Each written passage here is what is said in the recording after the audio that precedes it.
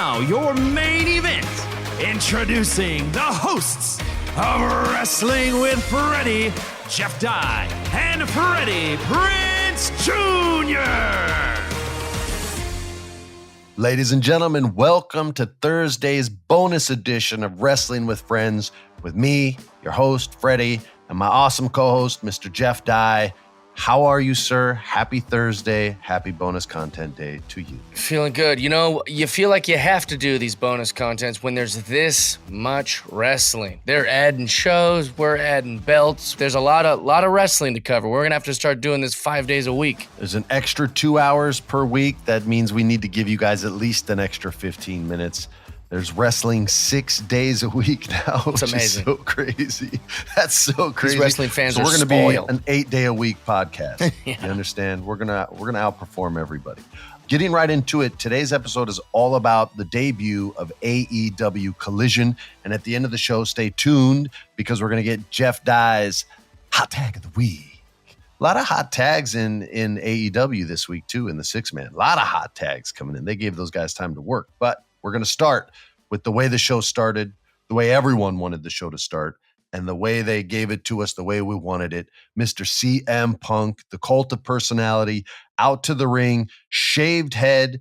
The facial hair was longer than the hair on the head. He came out very kind of old school, straight edge style, like not original, because original he had long hair, but very like Salt Lake City punk rock, right? Like that movie SLC Punk from back in the day. So he comes out with boots over his shoulder or in one hand and something in a red velvet bag in the other. We assume is the AEW championship, but it could have been a snake. You never know. You hope. Stealing gimmicks. So he comes to the ring and the crowd goes crazy. It's Chicago. It's his hometown. He's never performed in this particular arena, though he's done Chicago often. And the crowd loves him. And he's back and he's letting everybody know he is who he is and he's not going to change. And I wanted to love this promo. I think CM Punk is one of the best to ever speak into a microphone, and best being a very short list, like 4 dudes. But I guess if you didn't see the ESPN interview, then it's a great promo. But if you did see the ESPN interview, he kept asking me to call out the lie, and there were at least 3 of them. Yeah, so that's great. I don't know if the ESPN interview was out of character and this is in character, but it seemed like he floats the line, so it's harder to tell, right? But I don't want to just like talk smack or anything like that. It was just weird to me because he says in the interview, they ask him about the Young Bucks, and he says, "No, I'm not going to use that in any like storyline stuff. I haven't been asked to. I don't think that'd be the right thing to do." I'm paraphrasing here. I don't have the story in front of me. And then one of the first things he did was call out the Young Bucks and call them counterfeit Bucks. Yeah, he's the one true Bill. Wasn't real subtle of a dig. No, and then he says, find the lie. I'm like, well, I mean, if you were in character, then I just found the first one. The second one was unapologetic Phil. And he said, I don't apologize to anybody. I am who I am. In the interview, he says he apologized to Tony Khan.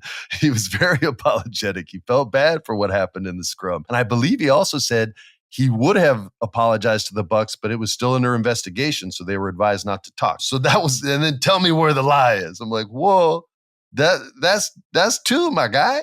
And then the third thing that was weird to me was when he said, and by the way, he structured the promo beautifully. Like the promo kicks ass.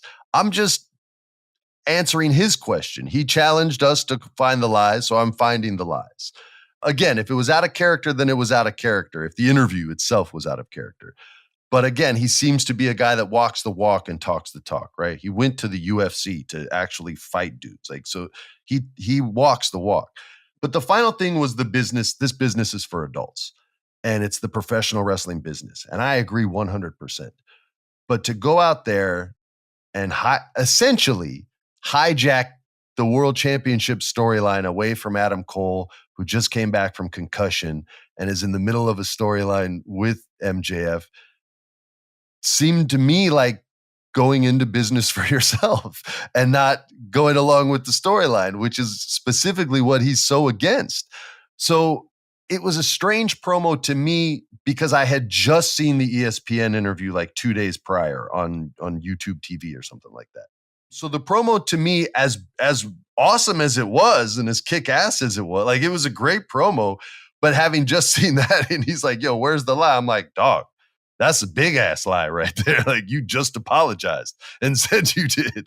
So to me, the promo was a little off and not at his best. But again, I guess if you didn't see that, then it's a top shelf CM Punk promo. Those were my thoughts. What were yours, Mr. Dye? You're looking at me with a smirk on your face. Well, no, because I agree with you.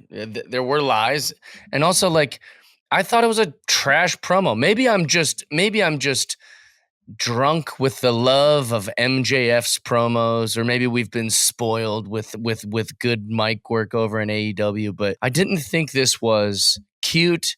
I didn't think it, like, he's talking about popularity contests, and if it was about popularity, I'd have been gone long. Bro, you're only in wrestling still because of a popularity contest.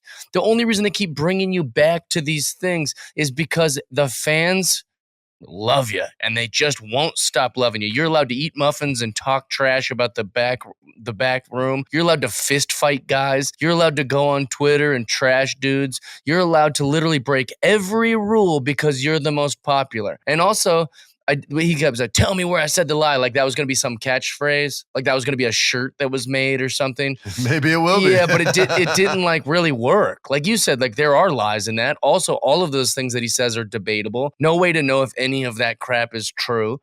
And so he tries to come off as like this confident guy who doesn't care, but he really comes off as a bitter guy who cares a lot. And I just didn't appreciate.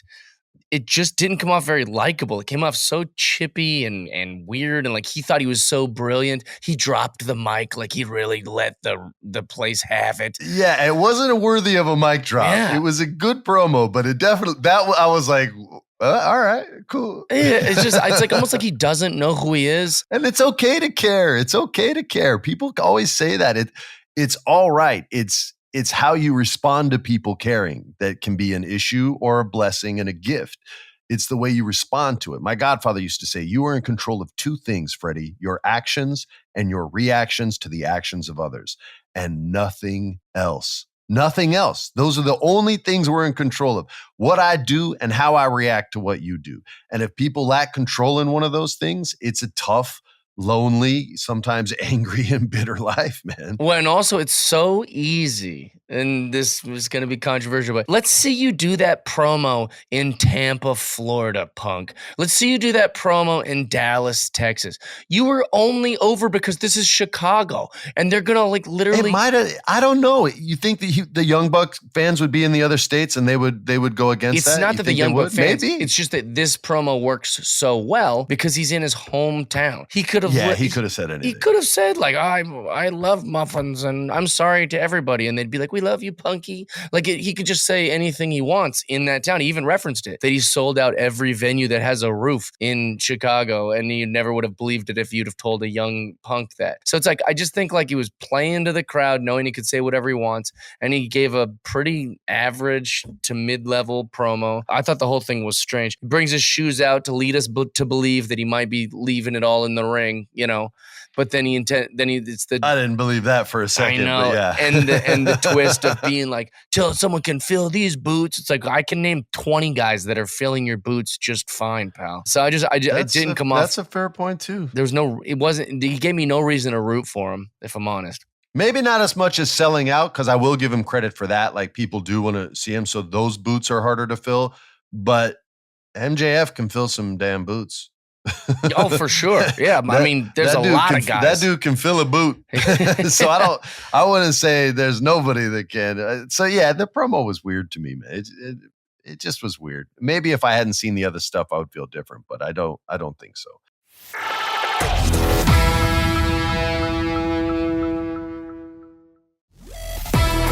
You want to talk some wrestling, though? Because there was some cool-ass wrestling and some really cool returns. Yeah, this whole thing, by the way, didn't it feel like they knew this needed to be good, and they played this whole thing like a pay-per-view or like an event? I thought it was really smart, man. Let me start by saying this, because we might not have time to do every match.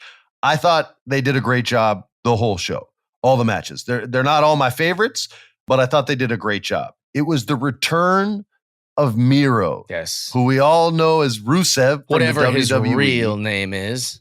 Yeah, we don't know who you are, buddy. I actually met him at a convention one time in Texas, and he was like the sweetest, nicest giant grizzly bear in the world.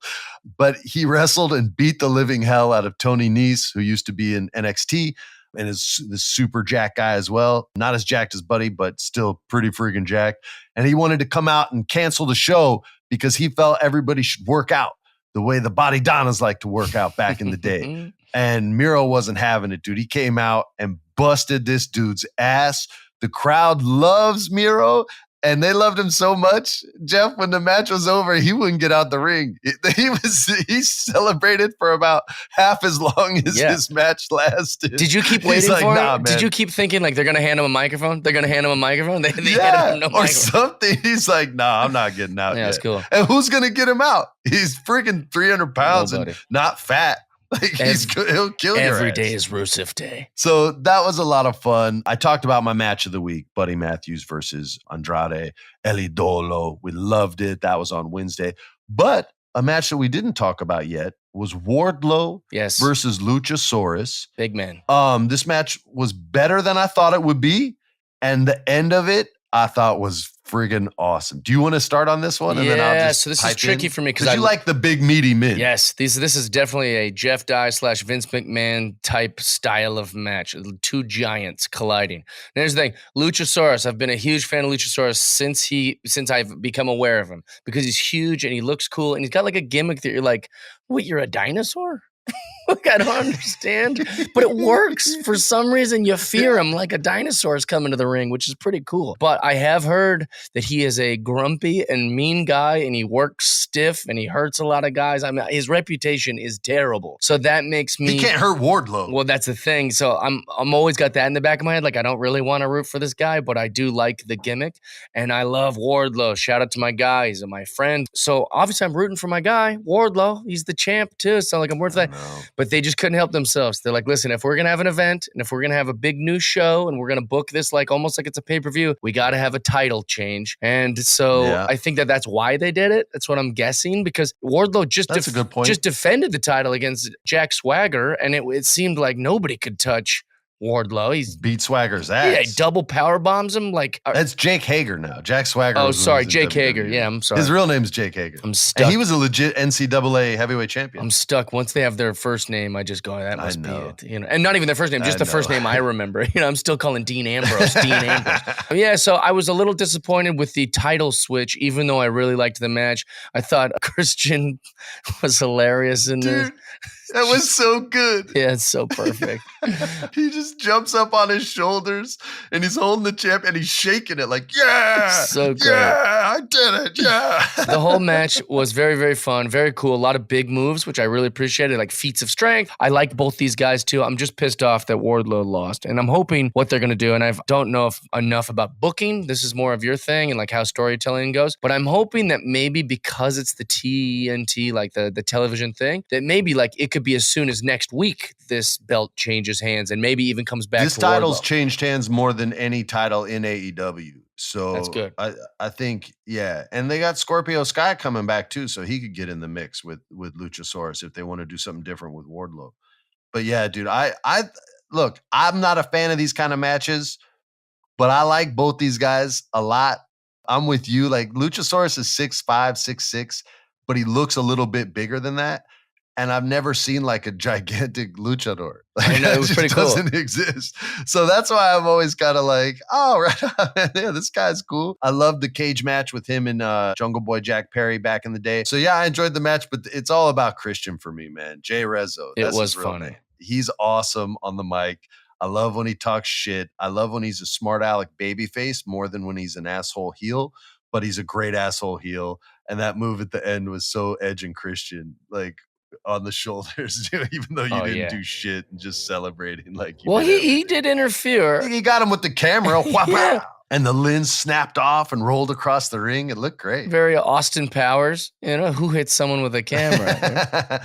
Wah, wah, wah, wah. And the last match I think we'll have time to talk about, Mr. Dye, was the main event. CM Punk and FTR, that's Dax Hardwood and Cash Wheeler to you, versus Samoa Joe, who looked damn good, and the Bullet Club Gold, Jay White and Juice Robinson, who I fell in love with during this match, man. Like, there's something about this guy, and I hadn't seen it yet. And I've watched a couple of his matches. I saw the Jericho one, but his heel work is different than his babyface work. I guess that's obvious. I'm not trying to say that like I'm some analyst. Clearly it's different, but he sold when he was getting hit, when he was hitting you, he was talking trash loud. He's got some pipes on him because you could hear him through the whole arena, even when they're screaming. This guy was freaking awesome in the match. And the whole time I'm knowing he's the one that's taking the pin. Like, they have to protect Jay White. He can't take losses right now. That's why he beat Ricky Starks. Samoa Joe ain't taking the fall in a triple threat match. Hell to the no. So just going in, I'm like, Juice Robinson's taking the fall. But still, dude, the whole time, like, let's go, Juice Robinson. Like, he was killing it, man. I really like this guy. What were your initial thoughts on the match? Because I thought it was a fun match. They gave him 3.5 hours to wrestle. I thought it was perfect. There was so many spots in this that were great. The whole, like, it was like a perfect ending to the night. It was a huge match. Mm-hmm. Also, you got to see Punk in action, which it's been a minute. Yeah, man. This was a fun night for wrestling. The whole time I'm just smiling. I'm like, because it doesn't matter what the ratings are. There are going to be so many people that stream it and watch it later, and they'll wait a good 3 months before they look at any numbers over there at Warner Brothers, TNT, TBS. A good 3 months they wait before they look at numbers. So whatever number comes in isn't important, but it was just crazy to think about 6 days a week and sometimes 7 with pay-per-views that we're going to have professional wrestling. And you may not be a fan of all the brands, so for you it's still 1 or 2 nights. But for the hardcore, and Jeff and I watch as much as we can, this shit is so cool. You never know. WWE might add more content when they go to Amazon, and that's where they're going to friggin' go. Right. Jeff, I'm pressing the button. I'm ready. I guess it's that time. It's Jeff Dye's Hot Tag of the Week.